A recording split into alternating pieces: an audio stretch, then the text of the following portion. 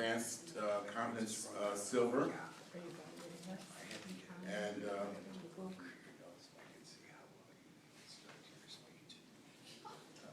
We'll talk, or that'll be part of the evaluation. having done the speeches in both of the manuals, I found out that I also needed to do 2 presentations. And this presentation is how to begin your speech, beginning your speech. I would need some evaluation too. I can do Okay, that. Gil Russ, all right. That's the book. It doesn't have a thing on it, just it has that you completed it. Okay. Yeah. So, but whatever notes you can put on the side of that. Thank you. Alan Edge, beginning your speech. Row, row, row your boat gently down the stream. Merrily, merrily, merrily, merrily, life is but a dream. Are you living your dream? That was the beginning of his speech. Did it get your attention? Mm-hmm. How about the question? Did it pique your interest? Mm-hmm. Are you living your dream? When you begin your speech, major objective is to get the audience's attention. When you are in a speaking situation of any kind, a presentation of any kind, especially if you're the first thing that the audience is going to hear, it is imperative that you get everyone's attention. As a stand-up comedian, I know that's why we have the MC. The MC's job is not necessarily to be funny, but to get the people into the rhythm of listening. When you get a bunch of people coming in, they have a lot of other things on their mind. The parking, hope we get in time so that I can pick up my dogs. Is it going to be funny? And did they give me my correct change? Or they're on the cell. Now you got to deal with cell phones and texting. And so to get your audience's mind out of the outside into the inside, here in this room, not the highway trip they just endured, but right here, focused in and have them prepared to listen, requires getting their attention. And there are many ways you can do that. I started with the row, row, row your boat because it's familiar, it's childish, and I'm obviously not a child anymore. And so it's something people can relate to. Right away they know something is about to happen. When I started doing stand-up comedy, I'd already had 25 years probably as an actor, professional actor. So just like I said with Toastmasters, when I started doing stand-up comedy, it was back to ground zero again. This is a whole different animal. But I still had certain things that I've been conditioned to as an actor. And that's presentation and theatrical character developments and those kinds. I always think, when I'm thinking of stand-up comedy, when I'm preparing my set list, as we call it, I'm always thinking in my mind, I see a video going with lights and special effects and everything, even though I'm just standing on a little box with a little light. This is what I see in my mind. So when I started doing stand-up comedy, first of all, I was working with Bernie Mac, and he had an open mic on Thursday, and Bernie Mac used to come on with some music from Heavy D. Ooh, I'm Heavy D. I said, oh, that's great. I'm going to get me some music. So I had some music from Bob James. It was Sign of the Times. He used to go, deep-boo, deep-boo. This is kind of quirky. It's kind of my personality. One day, I forgot my music. And so I asked Ben White, who was doing the music, I said, Ben, I forgot my music. Could you just put something on that's kind of upbeat to bring me onto the stage, And he stuck in James Brown. Godfather. He stuck that tape in and said, yeah, just give me some more. Boom, boom. I leaped onto the stage. I did a cartwheel. Now I'm 39 at this time. I did a cartwheel. I started gyrating. I did 15 minutes just about James. I didn't even do what I planned to say. I ran off the stage and said, Ben, what is that? I gotta have that. And that ended up being my standard opening for the first 10 or 15 years of my stand-up comedy career. And what I had in my mind, what I saw in my mind was something that would arrest the audience. People get involved in stand-up comedy, it's just a different kind of a thing. When people go to sing and stuff, people just, no one asks a singer, oh, you sing, okay, do you sing well? Or a musician, are you really on tune? But they have no problem saying, are you funny? No, I just get up there just to be unfunny, really. And so people, you have to really gangsterize and snatch attention from people. So I'm having this in my mind. So I would come on, especially sometimes I'd have a tuxedo on. I'd come on with the James Brown, and gyrate, and then I'd do a cartwheel, and I'd hear people in the audience go, oh no. From that introduction, in my mind, I'm thinking it, and it worked. The audience is now transfixed. We have no idea what this guy is gonna do. We can't go to the bathroom, we can't look down, we can't whisper, and I always do my act like that. All throughout the act, I'm thinking of ways to do things so that they can never get like, okay, he's gonna do the setup, the punch, and so what are you doing? What do you think Obama's doing? Whatever. It's like, we have no idea what he's gonna say, what he's going to do, and I always think of that as a stand-up comedian, and then also when I speak, that I want the audience to be so nonplussed that they don't have any thoughts of going to the texting or nothing, because 1 second you can miss something major. That's what you want to do in the beginning of your speech. In your statement, in your activity, it could be something physical. I don't recommend cartwheels unless you've had some training or psychiatric care and medications such as me. But other than that, you should do something to arrest the audience, either with your words or with your statement. And it should relate to your speech, of course. When I create my set list, whatever, I'm thinking of segues and how things kind of fit into it. And then also the whole timbre of my act it never changes. It's always, he's crazy, he's mad, he's, whatever it is. I never start out with, yeah, James Brown, yeah. And then, and go to a whole different, whoa, wait a minute. It stays on that same vein and that same flavor. Your beginning of your speech should introduce your topic. Roll, roll, roll your boat gently down the stream. Life is but a dream. Are you living your dream? So now, we pretty much set up that what we're going to talk about. Creating an effective opening will help you determine the significance of your speech. I myself I try to think of how to prepare things for presentations. Even when I've written a book, I have set lists. I tend to, that's why I wanted to speak on this presentation, because it fits me so well. I get the titles first, and then the speech comes. I have no idea what I'm going to talk about. I have no idea what the jokes are going to be about. Just this title just comes up, I'm like, oh yeah. And then all the other stuff just falls into line. I don't know if that's something standard for people to use, but in my research and preparing for this, I find out that the beginning of your speech should give you what you're going to speak about. It should be so much, it's almost as if you are surmising your speech in the first 30 seconds of the speech in one word. And then the rest should follow into that. So it should always tie into that. It should be important to you. It should be important to you. As some old folks say, that from the heart reaches the heart. If it's important to you, it will be important to your audience. You should have some investment in the speech other than I'm trying to complete my CC for Toastmasters. Whatever speech you give, it should have some significance to you. Now, as Elizabeth, she has a business. If she speaks about her business, there is going to be passion.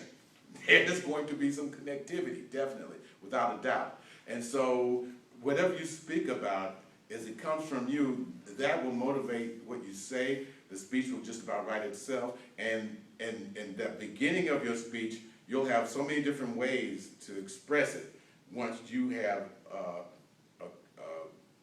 invested in its content for you. The speech that I'm doing for the humorous speech contest, they call me Grandpa. Okay, funny, humorous speech contest, but that comes from me because Grandpa, the character, is talking about how today has lost so many of the values that we grew up with. And it also talks about how much I love indulging my grandchildren. Now that's something personal to me, and it's also a generality for most people in terms of how they feel about their grandchildren or other children for that matter. And as for those of us who are 50 and over, as we look around and see how, so many things have changed, not necessarily for the better, when I speak about that, even as I've done the speech, I was thinking about this morning, people have come up to me after I've done the speech, even at air contest, and patted me on the shoulder and say, yeah, I remember that myself. And they come up to me conspiratorially, as if they were like refugees or something, doing, yes, thank you for saying that. It's like, oh my God, what are they afraid of? But it means something to me, so when I said they call me Grandpa, and the way I opened with it in saying, when I said, in a world besieged by inordinate restrictions, PC terrorists and ecomaniacs, stands a champion for the American way. They call me Grandpa. So, again, I wanted to have some dissonance to it. Starts out real somber and heavy, and he says, Grandpa. Not grandfather, not grandparent, Grandpa. And it just kind of, oh, okay. And so right there, and all of that introduction is really pretty much my whole speech. From there, I just kind of fill in the blanks of what I mean. So that's what your speech should be a goal for your speech. What's in it for me? What's in it for your audience? That should kind of be in the beginning of your speech. What's in it for me? Okay, roll your boat. Are you living your dream? Dave has burned his boats, as they say. The Romans used to, the Vikings, when they came to take this town, no, it was the Romans, they were coming into England, and they said, we're gonna take this city or die. And the men said, yeah. And so the captain said, yeah, we'll burn the boat. So there was no retreat. That was commitment. And so, so when you talk about are you living your dream, that touches all of us, especially in these Americas. Because of the fact that in this nation we grew up in and in the West, you're just trained up to be worker bees. That's what we learned in school. That's what the educational system is designed for even today, to make worker bees, not entrepreneurs, for crying out loud. And so, but everybody's sitting there, especially in America, with this individual. That's what makes us Americans. So it kind of goes against our national theme. So you have people sitting there, so we say, are you living your dream? Ding, ding, ding, no, let's burn down the fortress. Yeah, So that's an investment for them when you're getting ready to speak. Even with chocolate, have you had chocolate that made you want to slap your mama? We have your attention. Mama slapping chocolate, ooh, God. Tell me more. So you want to do, and there are various techniques that would seem obvious, but that's one of the things about in Toastmasters or any kind of craft, even in terms of, even as we're going to talk about with the technology of being on camera, there are a lot of things that are kind of like, duh, yeah, but unless you actually itemize those things and treat them as rudiments, you won't be able to reproduce them consistently, intentionally. And that's why we learn the craft of speaking and have evaluators. That's why in the future, as we go along and learn about how to address the camera, or even make the decision to whether I want to play it to the camera or do I want to play it to the audience ahead of time, so that you're not going between the two. And so those are little things that you would think were obvious, but when you're up here doing it, unless you've been really trained and made it to your attention, out the window. And then after you look at yourself like, what was I doing? Why did I do that? And so, so these are some techniques, some things. Smile. Okay? And you say, oh yeah, sure, I was supposed to smile, yeah. But when you get up here, if you've seen people speak, you look, they're white knuckled and they don't know it. We even do exercises as an acting called isolation exercises, where you isolate different parts of your body and warm them up. And you know, when people first start, I says, okay, just roll your head. You roll your head and you see their arm creeping up, you're like, oh, you know, to be able to, you know, be conscious of yourself. And so smiling, something that you'd probably do normally, sometimes it goes out the window because you're trying to think, oh God, I don't know if you get this speech, oh, I only got 1 minute left, you know, so you're on so many things. So smiling has an effect of, it diffuses any fear or animosity, because it depends on what type of audience and what you're about to speak about. Everything's not a humorous speech contest. Sometimes you may be presenting something that's kind of heavy. You know, it was a flyer went out that said that, you know, Elizabeth is going to be here and she's made them weep in their seats, and her documentary is out now and it started a revolution in Egypt. So come on in and see Elizabeth speak. And so now people are sitting there like, oh God. So when you smile, they're like, oh, okay, she's human. Okay. A smile, it diffuses animosity, fear, and it also fosters acceptance. You're okay. I like you. Okay? All with a smile. Okay? Show enthusiasm. As the old folks say, it's a poor dog that won't wag his own tail. If you're not excited about it, why should I be excited about it? Okay? So when you're enthusiastic, the people get enthusiastic, even if they don't know what you're talking about. But they say, God, I don't know what he's talking about, but he sure is enthusiastic. I'll buy one. You know? Make eye contact. You've heard the saying, the eyes are the windows of the soul. When you make eye contact, two things happen. Not only does the audience get a chance to look into your heart, but you get a little peek into theirs. There's a contact, and there's an illusion from eye contact. I can't see past Gail Rust, but I never perform with glasses. I don't need to see the people. But I have people tell me that were way in the back, that, why are you looking at me like that? I didn't even know they were there. It's just blurred from me here. You know, but each person in an audience of hundreds now feels that you're talking directly to them. That's called intimacy. Okay? So eye contact, don't sell it short. Should take less than 5 to 10% of your speech, the time in an introduction. I looked at that, it's in the manual, and I thought, 5 to 10%, okay, 45 minutes, 4.5 minutes for an introduction, so I don't think they meant that literally. I mean, because that's almost, for us, that's a speech. You only get 5 to 7, that's the whole speech. So, but it just means that you don't spend a lot of time in the introduction, more than the body of the speech, okay? And then there are several techniques. State the importance of your topic. That's a good one. Suntans look glamorous, but overexposure can kill. Okay? So now we know pretty much what's going to happen in this speech. Okay? Startling statements. Something to kind of shake the people up, like you told. I mean, it doesn't have to be a cartwheel, but a startling statement, something they wouldn't expect. Good evening. I have a plan that will eliminate the nation's debt. Slavery.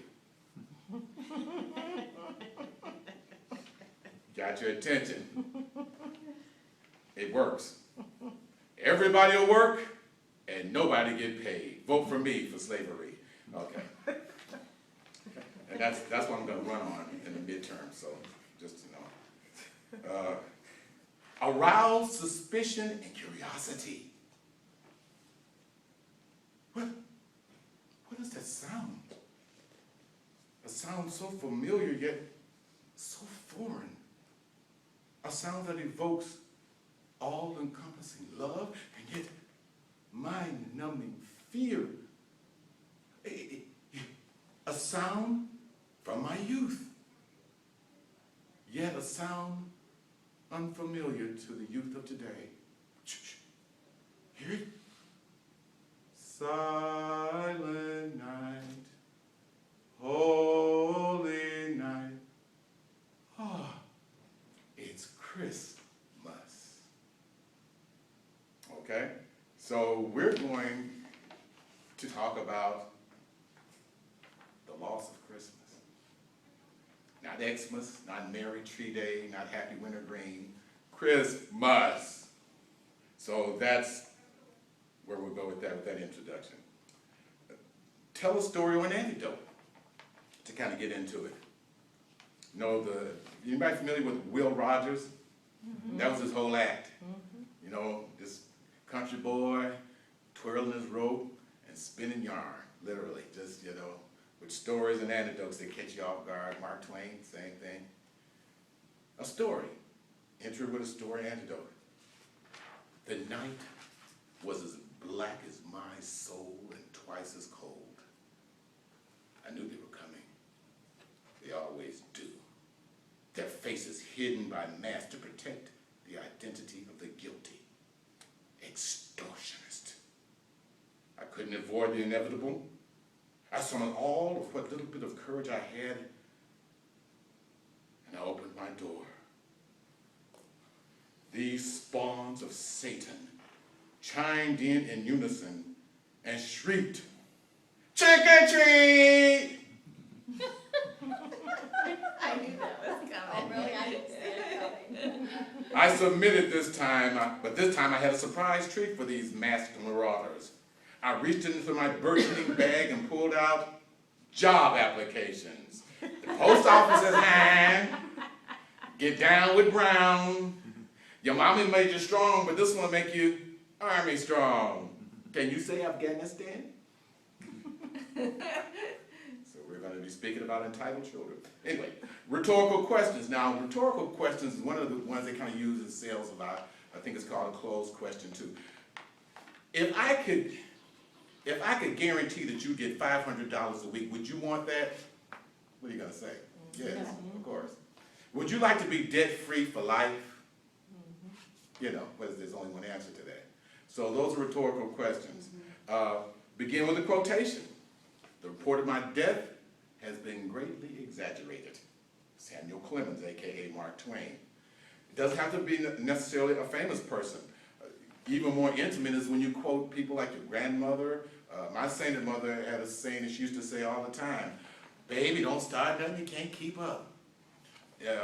In the post office, these old guys, when they're talking and laughing, and when they're trying to tell someone about an event, and the people are not quite getting it, they say, "Well, I can show you better than I can tell you." Okay, I would always love that one. So the quote should relate to strengthen the body of the speech and give it some authority. If you're quoting Eisenhower, or quoting John F. Kennedy, or quoting the Bible, or some resource from your, you know, to just say that you know that chocolate is an excellent flavonoid, and that it has flavonoids. I know it. They're anti-cancer. Antioxidants. Excellent antioxidants. And yet you should have some every day. Not just once in a while, not just Valentine's Day. If you don't have any every day, your lifespan will shorten by 20 years. Scientific, irrefutable fact. Look it up, Google it. Look it up. You're making a speech, they can prove it later. That's all right. It gives it some authority. References on occasions. Now that's common enough, you know. Well, it's happy holidays, and I know many of you want to get out of here, go to Christmas, or unfortunately maybe with funerals, or of course the toast